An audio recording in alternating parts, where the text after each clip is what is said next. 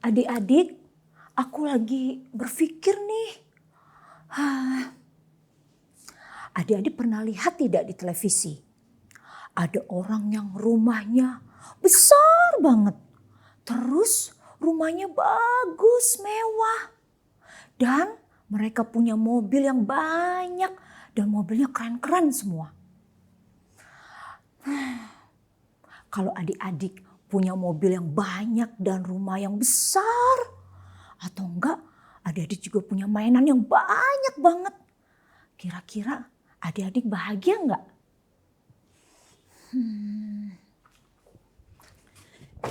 Hey, Kak Dina kenapa bengong? Aduh Kak Ellen, aku kaget. Kita udah mau mulai ibadah loh Kak Dina. Oh iya. Kak Dina siap nggak? Aku sudah siap Kak Ellen. Nah adik-adik yang di rumah siap nggak?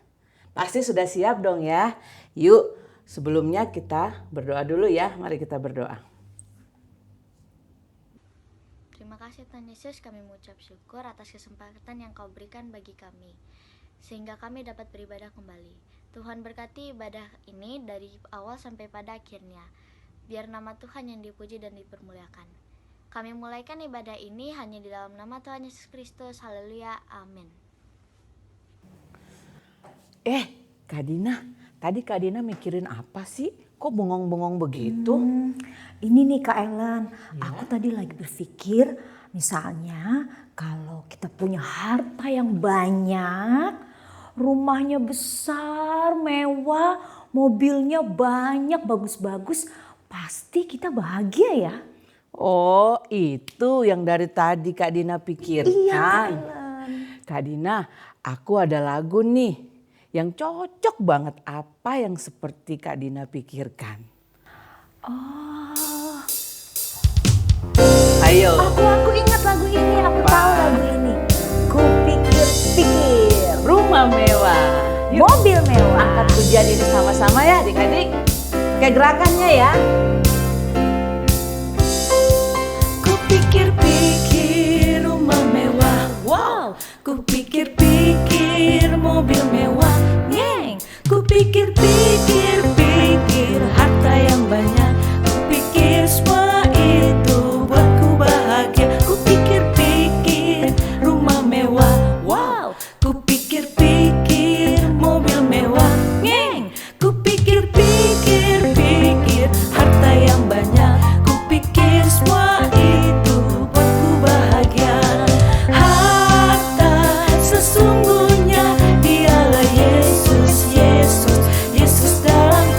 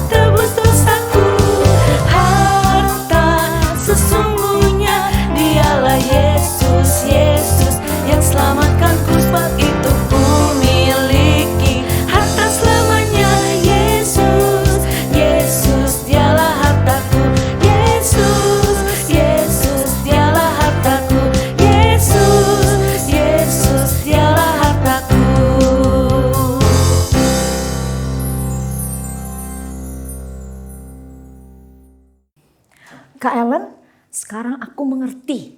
Puji Tuhan. Adik-adik, meskipun kita punya harta yang banyak, rumah yang mewah, mobil yang banyak, mungkin kita bahagia. Tetapi Kak Ellen, harta yang sesungguhnya yang membuat kita bahagia adalah kalau kita memiliki Yesus di dalam hidup kita. Puji Tuhan. Dan itu sebabnya adik-adik, Kak Dina, kita harus terus tetap berjalan bersama dengan Yesus. Benar sekali Kak Ellen. Jadi waktu kita senang, kita sedih, kita punya Yesus yang akan menolong kita. Haleluya. Puji Tuhan. Nah Kak Dina, adik-adik, yuk kita angkat pujian lagi. Jalan serta Yesus. Haleluya. Jalan serta Yesus, jalan sertanya setiap hari. Jalan serta Yesus, serta Yesus selamanya. Jalan dalam suka, jalan dalam duka, jalan sertanya manis rasanya. Jalan serta Yesus, serta Yesus selamanya. Jalan serta Yesus, jalan sertanya setiap hari. Jalan serta Yesus, serta Yesus selamanya. Jalan dalam suka, jalan dalam duka, jalan sertanya manis rasanya. Jalan serta Yesus, serta Yesus selamanya. Jalan serta Yesus, jalan sertanya setiap hari. Jalan serta Yesus, serta Yesus selamanya. Jalan dalam suka, jalan dalam duka, jalan sertanya manis rasanya. Jalan serta Yesus, serta Yesus selamanya. Serta Yesus selamanya. Serta Yesus selamanya.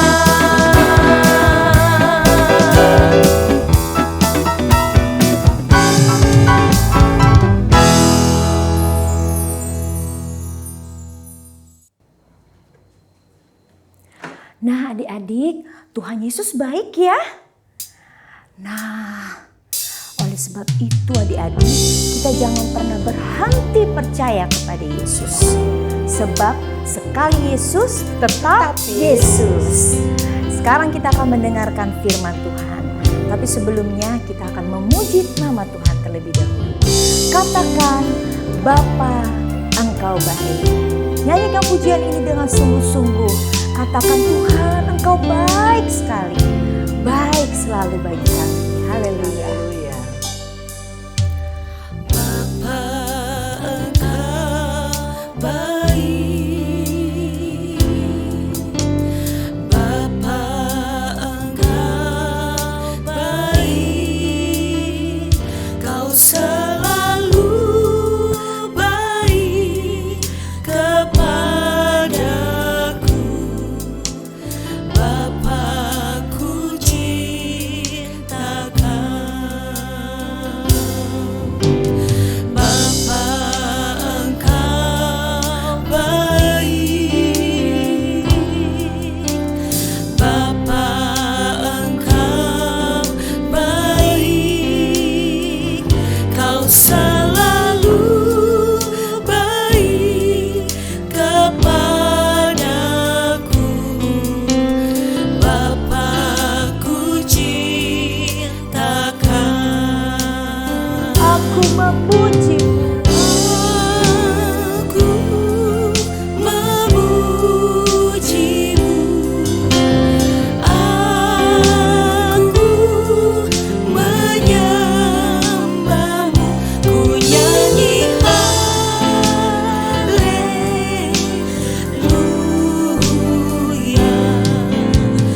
Bapa-Ku cintakan.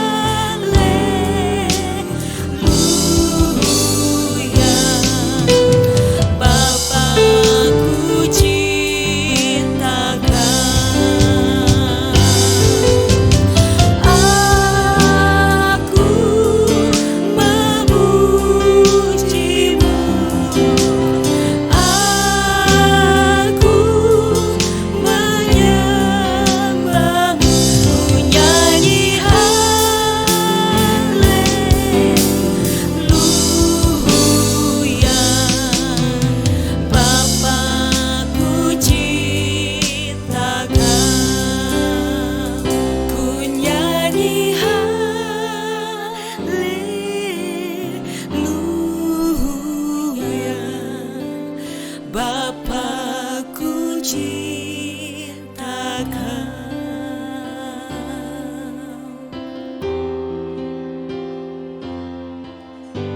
Haleluya. Adik-adik, yuk kita berdoa. Sekarang tiba saatnya untuk kita mendengarkan firman Tuhan. Mari kita berdoa. Tuhan Yesus, terima kasih kalau kami boleh berkumpul untuk memuji dan memuliakan nama-Mu. Tiba saatnya untuk kami mendengarkan firman-Mu. Sucikanlah hati dan pikiran kami untuk mendengarkan firman-Mu. Terima kasih Tuhan Yesus. Di dalam nama Tuhan Yesus Kristus, kami berdoa. Amin. Halo adik-adik, puji Tuhan. Selamat hari Minggu, selamat kita berkumpul lagi di tempat untuk ibadah online. Nah adik-adik, kita sudah memuji dan memuliakan Tuhan, kita sudah menyenangkan hati Tuhan. Saatnya kita akan mendengarkan kebenaran firman Tuhan. Nah adik-adik, pada hari ini kakak akan menceritakan salah seorang tokoh, yaitu salah seorang nabi. Adik-adik tahu kan nabi itu apa?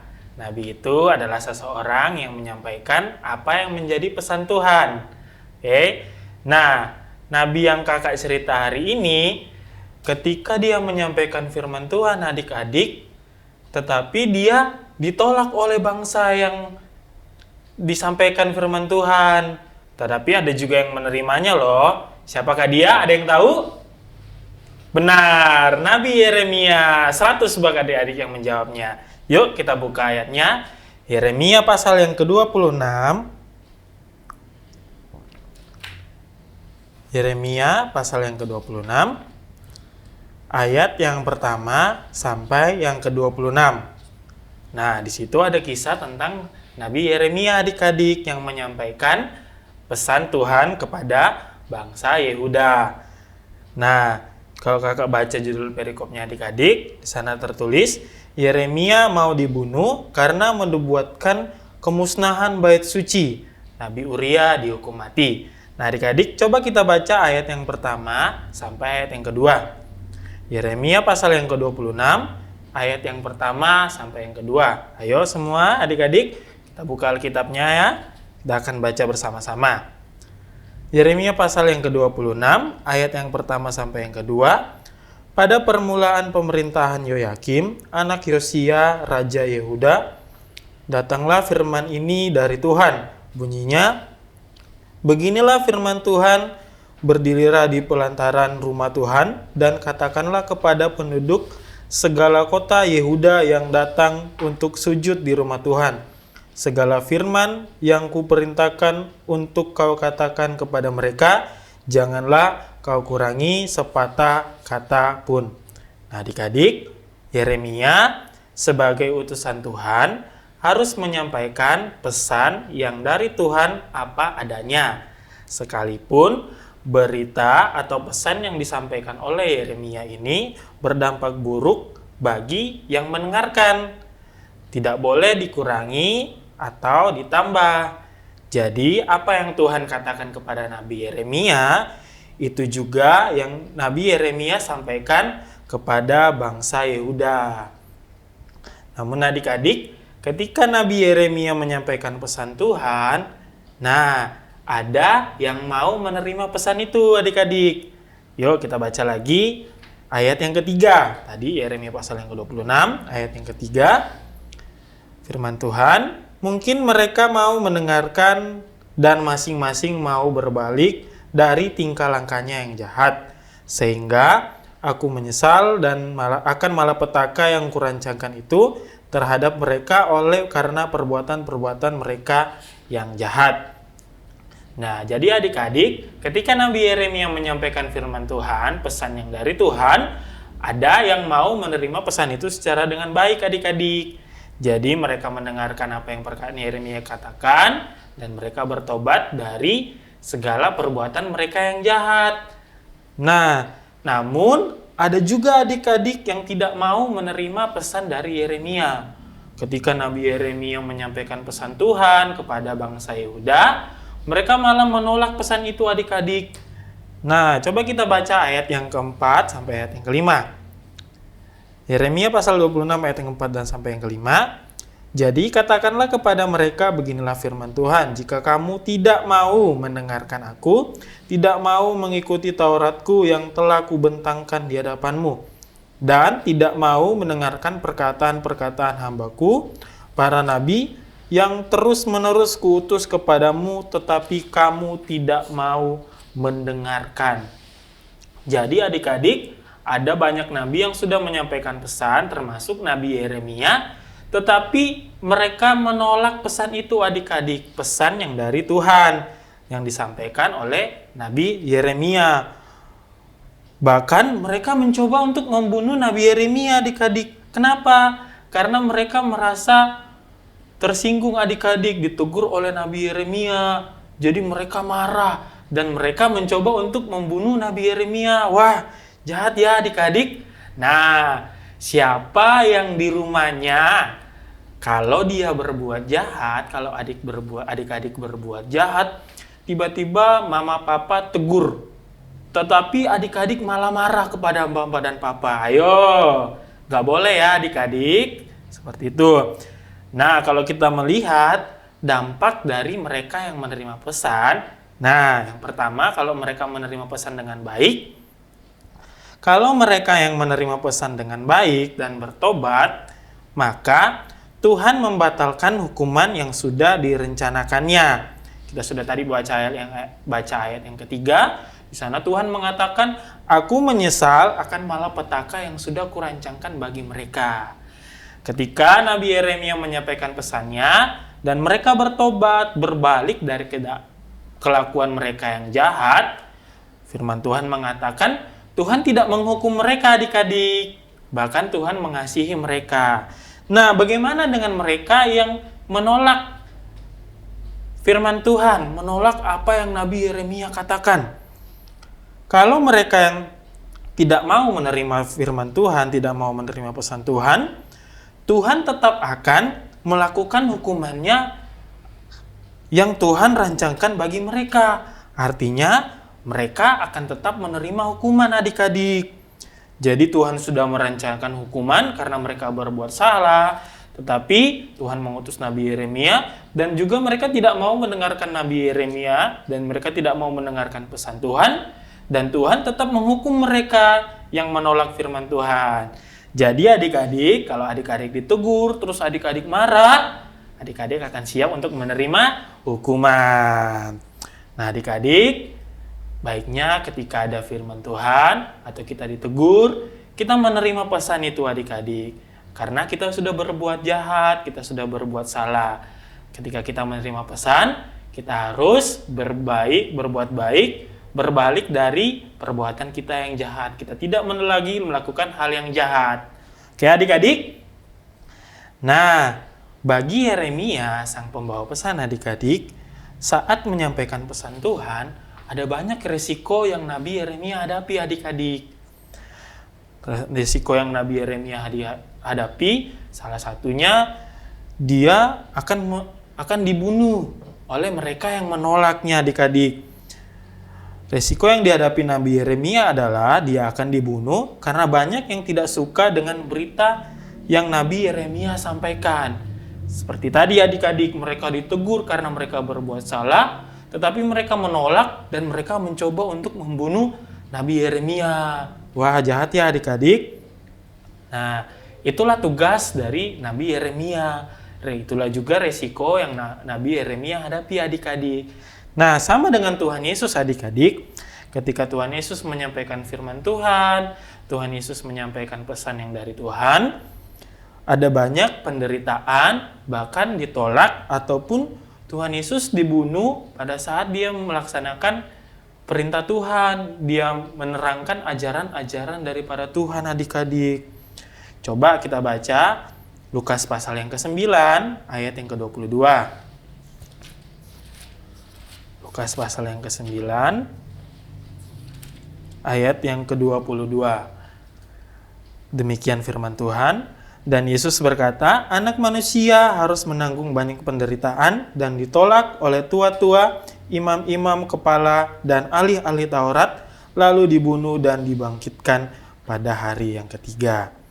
Sama seperti Nabi Yeremia ketika dia menyampaikan pesan adik-adik, Tuhan Yesus juga mengalami hal yang sama. Dia ditolak, bahkan dia dibunuh oleh nabi yang menolak dia. Nah, kita sebagai pengikut Tuhan Yesus sudah menjadi tugas kita dengan tegas ketika kita harus menjalani perintah Tuhan adik-adik. Kita harus menegur bahwa orang yang melakukan kejahatan itu tidak boleh adik-adik ya. Ada teman-teman yang mungkin melakukan yang jahat, kita harus menegur dengan tegas adik-adik bahwa itu tidak boleh dilakukan. Walaupun mungkin adik-adik akan dimusuhi teman, adik-adik akan dijauhi teman atau ditinggalkan keluarga adik-adik. Tetapi kita harus siap menderita karena Tuhan Yesus. Kita harus siap bersaksi karena Tuhan Yesus. Oke adik-adik? Tetap setia adik-adik, tetap semangat, sekali Yesus, tetap Yesus. Puji Tuhan.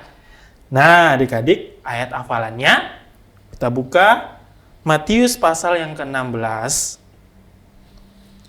ayat yang ke-24. Matius pasal yang 16 ayat 24. Demikian kebenaran firman Tuhan. Kita baca bersama-sama ya.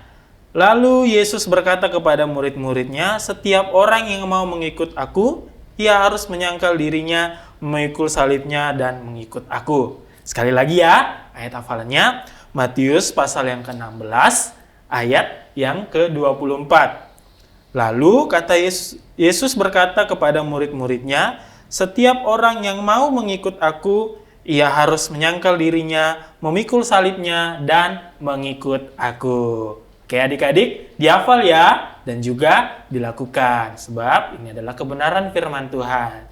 Puji Tuhan. Demikianlah kebenaran firman Tuhan pada hari ini adik-adik. Mari kita siap, kita harus kuat dalam membentangkan firman Tuhan adik-adik. Mari sama-sama kita berdoa. Kita lipat tangannya, kita tutup matanya, kita berdoa. Tuhan Yesus, terima kasih atas berkat-Mu buat hari ini Tuhan. Kami sudah mendengarkan kebenaran firman-Mu Tuhan Yesus, bahwa kami harus tegas dalam menjalani perintah Tuhan. Kami harus siap menegur orang-orang yang berbuat jahat Tuhan Yesus, karena kami yakin dan percaya kami bekerja, kami melakukan semua itu untuk Tuhan, dan semua itu untuk kemuliaan nama Tuhan.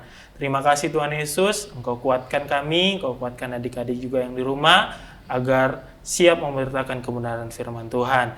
Terima kasih Tuhan buat kebenaran firman Tuhan pada hari ini. Kami berdoa dan kami mengucap syukur hanya di dalam nama Tuhan Yesus Kristus, Allah kami yang hidup. Haleluya. Amin. Puji Tuhan.